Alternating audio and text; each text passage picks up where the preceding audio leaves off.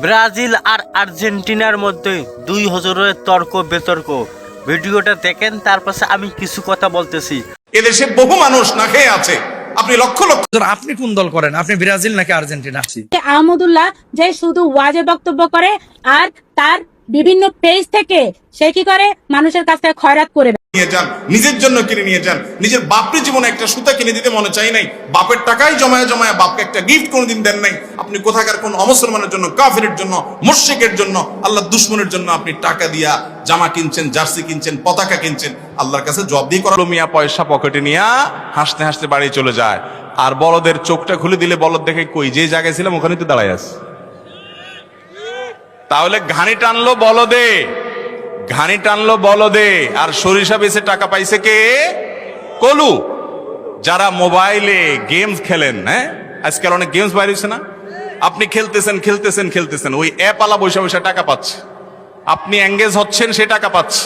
আপনি খেলা দেখে চিল্লা উঠছেন, ওই বিশ্ব বাণিজ্যের মোড়লদের তাদের বিজনেস হচ্ছে দিন শেষে crore crore billion billion trillion trillion টাকার বিজনেস হচ্ছে, আর আপনি লাভ হচ্ছেন হুদাই। নিজের খায়া যায় চিল্লালেন, আবার বাসায় আসলেন, কি লাভ হলো? আপনি নিজে একটু দৌড়াদৌড়ি করে খেলান, জুয়া এবং হারাম বিষয় ছাড়া নিজের শারীরিক কসরতের জন্য ফুটবল খেলেন, সতর ঢেকে সুন্দর করে শরিয়া মেনে আপনার শরীরের ব্যায়াম হবে, আপনার উদ্দেশ্য যদি ভালো হয় সওয়াবও হতে পারে, এটা আপনার জন্য জায়েজ।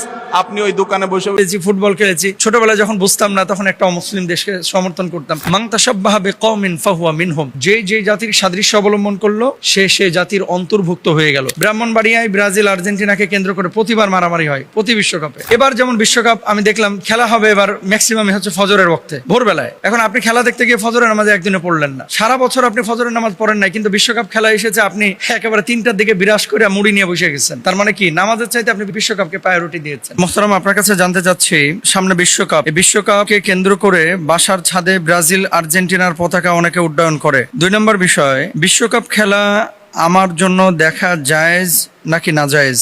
আমি তো আর খেলছি না, দেখছি। 3 নম্বর একটা অপশন লিখেছেন যে হুজুর আপনি কোন দল করেন? আপনি কি আর্জেন্টিনা নাকি ব্রাজিল? 1 নম্বর হচ্ছে যে বাসার ছাদে ব্রাজিল আর্জেন্টিনার পতাকা কেউ যদি উড্ডয়ন করে, দেখেন কোন ভূমির কোন দেশের পতাকার কিন্তু কোনো দোষ নেই। একটা দেশের আইডেন্টিটি, একটা চিহ্ন পতাকা বহন করে। অ্যাজ মুসলিম, যতক্ষণ পর্যন্ত কোনো পতাকা অথবা কোনো একটা কাজ, আপনার কাজ গুনাহের সাথে সম্পৃক্ত না হবে, ততক্ষণ পর্যন্ত শরিয়া সেখানে প্রতি বিশ্বকাপে, এবং পত্রিকা আপনারা দেখেছেন, অন্যান্য অঞ্চলেও দেখেছি যে সিলেট, উত্তরবঙ্গে অনেক জায়গায় হয়। তো এই ধরনের ফিতনা ফাসাদ যদি থাকে তাহলে কোনোভাবেই খেলা দেখা যাবে না। আর এগুলো না থাকলে শুধু বিনোদনের জন্য যদি আপনি শরিয়া লঙ্ঘন না করে দেখেন, আপনি দেখতে পারেন। যখন এই কাজগুলো আপনি মেনটেন করবেন তখন গুনাহ হবে না। আর যদি নামাজ ছেড়ে সারাক্ষণ নিয়ে বসে রয়েছেন তো অবশ্যই তো আপনার গুনাহ হবে। আর লাস্টে উনি লিখেছেন যে হুজুর আপনি কোন দল করেন? আপনি ব্রাজিল নাকি আর্জেন্টিনা? তো এখন আপনারা কিন্তু বলবেন যে হুজুর আপনারা আর খেলাধুলার বুঝেন কি? খেলাধুলা কিন্তু মোটেও কম পারি না, এবং নিজেও খেলেছি, ক্রিকেট খেলেছি, ফুটবল খেলেছি। ছোটবেলায় যখন বুঝতাম না তখন একটা অমুসলিম দেশকে সমর্থন করতাম। কোনটা করেছি সেটা ভিতরে থাকুক। এখন